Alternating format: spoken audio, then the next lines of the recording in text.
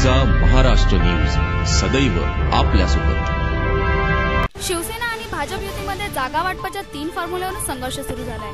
पहिला फॉर्म्युला हा शिवसेनेच्या मर्जीतला आहे, दुसरा फॉर्म्युला हा भाजप आणि शिवसेनेच्या जागांमधली दरी कमी करणार आहे, तर तिसरा फॉर्म्युला हा दोन्ही पक्षांची क्षमता तपासणार आहे। पण विशेष म्हणजे पहिल्या दोन्ही फॉर्म्युल्यात मात्र मित्र पक्षांच्या जागा सारख्या आहेत। उत्तर प्रदेश, राजस्थान, गुजरात राज्यातल्या पोटनिवडणुकीतल्या निकालात भाजपला झटका बसल्यानंतर महाराष्ट्रात भाजपने शिवसेनेसोबतच्या जागा वाटपात नमते घेण्याचं ठरवले। जागा वाटपात फार ताणले तर शिवसेना सोबतची 25 वर्षापासूनची युती तुटेल, त्याचा फटका विधानसभा निवडणुकीत बसेल। त्यामुळे शिवसेनेसोबतच्या जागा वाटपाची कोंडी फोडण्यासाठी बुधवारी केंद्रीय मंत्री नितीन गडकरी आणि राष्ट्रीय अध्यक्ष अमित शहा यांच्या प्रमुख उपस्थितीत भाजपच्या नेत्यांच्या कोर कमिटीची बैठक मुंबईत होणार आहे। भुसावळ येथे स्वस्त धान्य दुकानदार केरोसिन परवानाधारक संघटना यांच्या वतीने भुसावळ येथे लोणारी मंगल कार्यालयात जिल्हास्तरीय मेळाव्याचे आयोजन करण्यात आले होते। यावेळी मेळाव्याचे उद्घाटन पंतप्रधान नरेंद्र मोदी यांचे बंधू प्रल्हाद मोदी यांच्या हस्ते करण्यात आले। पंतप्रधान नरेंद्र मोदी यांचा आज 64वा वाढदिवस आहे। वाढदिवसानिमित्त पंतप्रधानांनी गांधीनगरमध्ये जाऊन त्यांच्या आईंची भेट घेतली। यावेळी आईनेही त्यांना भरभरून आशीर्वाद दिले आणि गोडधोड खाऊ घातले। विशेष म्हणजे मोदींच्या आईने जम्मू काश्मीरमधील पूरग्रस्तांसाठी 5,000ची मदत केली। पंतप्रधान मोदी कालपासून गुजरात दौऱ्यावर आहेत। पंतप्रधानपदी विराजमान झाल्यानंतर नरेंद्र मोदींचा हा पहिलाच वाढदिवस आहे। भाजपच्या एकला चलो रे नाऱ्यानंतर आता शिवसेनाही आक्रमक झाल्याचे चित्र दिसते। येत्या 48 तासात कोणताही निर्णय झाला नाही तर निवडणुकीसाठी तयार राहा असे आवाहन पक्षप्रमुख उद्धव ठाकरेंनी नेत्यांना दिलाय असं समजतंय।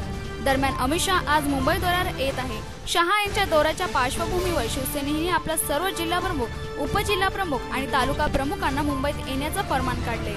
शिवसेना भाजप युतीमधील जागा वाटपाचा तिढा आता सुटण्याची चिन्हे दिसत आहे। महायुतीमध्ये जागा वाटपाबाबत नवीन फॉर्म्युला तयार झाल्याची चर्चा आहे। यानुसार शिवसेना 159 आणि भाजप 129 या फॉर्म्युल्यावर एकमत झाल्याची माहिती सूत्रांनी दिली आहे। 288 जागांपैकी शिवसेना स्वतःकडे 159 जागा ठेवणार असून भाजपला 129 जागा देणार आहे। त्यानंतर दोन्ही पक्ष आपापल्या खात्यातील एकूण 18 जागा इतर 3 घटकांना सोडणार आहेत। त्याप्रमाणे शिवसेना आपल्या खात्यातील 8 जागा सोडणार असून भाजप 10 जागा सोडणार आहे। त्यानुसार 151 जागांवर आणि भाजप 119 जागांवर लढणार असून रिपाई, शिवसंग्राम, स्वाभिमानी शेतकरी संघटना आणि रासपला 18 जागा मिळणार आहे। पाकिस्तानचे माजी गृहमंत्री आणि पाकिस्तान पीपल्स पार्टीचे नेते रहमान मलिक यांना संतापलेल्या नागरिकांनी चक्क धक्के देत विमानातून बाहेर काढल्याची बातमी समोर आली आहे।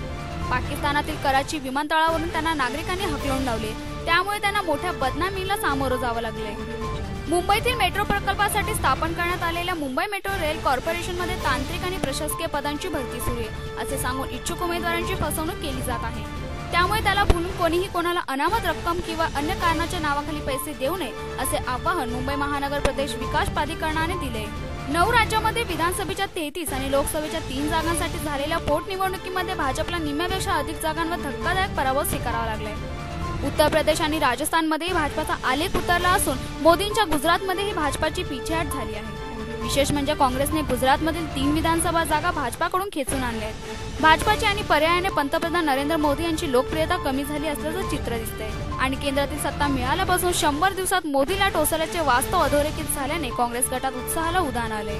आघाडीतील जागा वाटपावर मुख्यमंत्र्यांनी एक सूचक वक्तव्य केले। विधानसभा स्वबळावर लढवण्यासाठी 288 जागांची चाचपणी पूर्ण केली असून आम्ही स्वतंत्र लढण्यासाठी सज्ज असल्याचं पृथ्वीराज चव्हाण यांनी सांगितले। औरंगाबादमध्ये त्यांनी ही माहिती दिली। यासोबतच विधानसभा कुठून लढणार याबाबत बोलताना मुख्यमंत्री म्हणाले, मी कराडचा रहिवासी आहे, त्यामुळे कराडशिवाय दुसरा विचार मी करत नाही। ही गोष्ट मी पक्षाच्या सेंट्रल कमिटीमध्ये सांगितली आहे। पूर्वीच्या भिलवडी वांगीऐवजी पलूस कडेगाव विधानसभा असे नामांतर झालेल्या मतदारसंघात वनमंत्री डॉक्टर पतंगराव कदम यांनी विजयाची हॅट्रिक केली आहे। राज्यात वन, मदत व पुनर्वसन मंत्री आणि सांगली जिल्ह्याचे पालकमंत्री डॉक्टर पतंगराव कदम यांना पलूस कडेगाव विधानसभा मतदारसंघात सलग 4थ्यांदा विजय करण्यासाठी मोर्चेबांधणी सुरुवात झाली असून मतदारसंघातील प्रत्येक गावात बैठका घेऊन जनतेच्या प्रश्नांचा निपटारा करत आहे।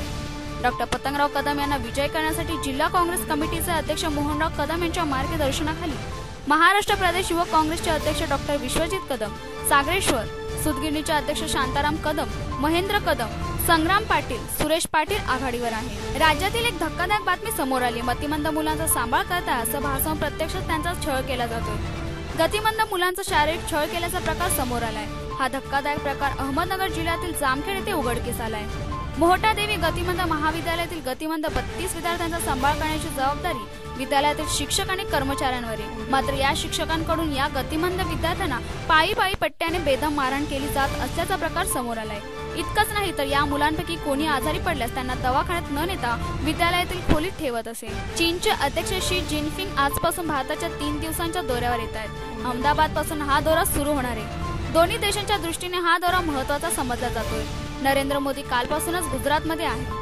राजशिष्टाचार ठेवून मोदी स्वतः विमानतळावर जिनपिंग यांचं स्वागत करणार आहेत। आर्थिक सहकार्य हा दोन्ही देशांदरम्यानचा सर्वात महत्त्वाचा निर्णय आहे। तसेच नरेंद्र मोदी सरकारच्या परराष्ट्रीय धोरणाच्या दृष्टीने ही भेट अत्यंत महत्त्वाची मानली जाते। अमरावती जिल्ह्यात पाणलोटाची कामं करणारे सर्व कंत्राटदार कृषी सहसंचालक कार्यालयासमोर आमरण उपोषणाला बसले। या कंत्राटदारांनी नाला बांधारा बांधण्याची आणि नाले खोल करण्याची कामे केली होती। सर्व कंत्राटदारांचं मिळून 15 कोटीपेक्षा जास्त बिल अडवून ठेवल्याचा आरोप या उपोषणकर्त्यांनी कंत्राटदारांनी केलाय। विशेष म्हणजे हे पैसे गेल्या महिनाभरापासून जिल्हा कृषी अधीक्षकांच्या कार्यालयात येऊन पडले। वर्षभरात केलेल्या कामांपैकी काही कामं पश्चिम महाराष्ट्रातल्या कंत्राटदारांनी केली आहेत। त्यामुळे या वादाला विभागीय संघर्षाचा रंग चढलाय। ऋतिक आणि कॅटची मागणी वाढली। बँड चित्रपटातील त्यांची हॉट केमिस्ट्री बघून अनेक निर्माते आणि दिग्दर्शक या जोडीला कास्ट करण्यासाठी उत्सुक आहेत। दिग्दर्शक जोया अख्तरने या जोडीशी चर्चा केल्याचं कळतंय। प्रसिद्ध कुस्तीपटू गामा पैलवानाच्या आयुष्यावर लवकरच चित्रपट येतोय हे आपल्याला माहितच आहे। मात्र अंदर की बात आहे की गामाच्या भूमिकेत आधी सलमान खान दिसणार होता, पण ऐनवेळी तब्येतीचं कारण देऊन सलमानने या प्रोजेक्टमधून काढता पाय घेतलाय। सलमानऐवजी आता सोहेल खान ही भूमिका करणार असल्याचं दिसतंय। बऱ्याच दिवसांना सोनम कपूरचा खूबसूरत हा नवा चित्रपट रिलीज होतोय आणि हा चित्रपट पाकिस्तानमध्ये रिलीज होणार आहे। म्हणून सोनमला पाकिस्तानमध्ये प्रमोशन करण्यास सांगण्यात आले। मात्र सोनमने पाकिस्तानात जाण्यास नकार दिलाय।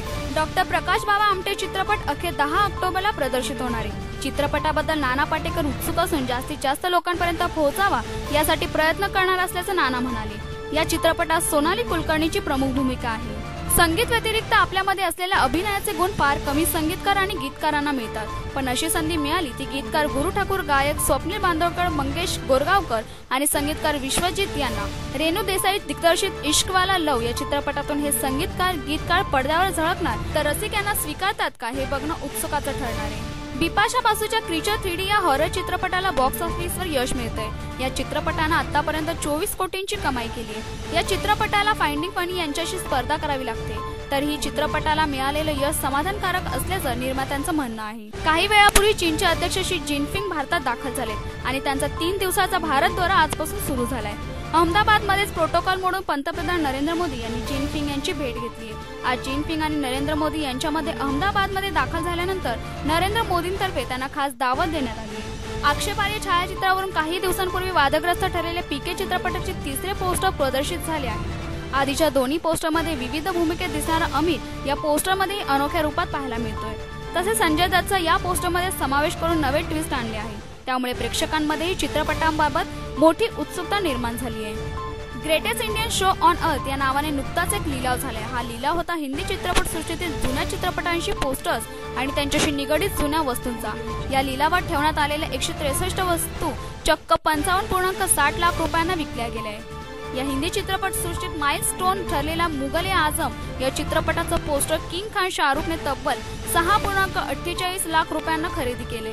तर 1960 मध्ये हा चित्रपट रिलीज झाला होता।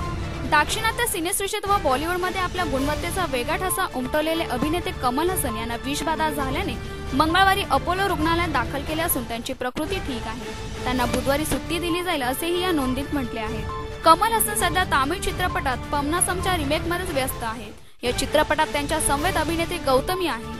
बीड लोकसभा मतदारसंघातील पोटनिवडणुकीमध्ये गोपीनाथ मुंडे यांच्या कन्या प्रीतम खाडे मुंडे याच भाजपाच्या उमेदवार असणार। भाजपाच्या कोर कमिटीचे सदस्य आमदार पंकजा मुंडे यांनीच असे संकेत दिले।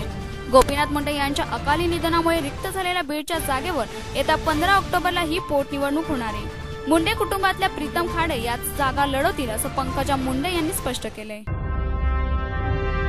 महाराष्ट्र न्यूज सदैव आपल्यासोबत।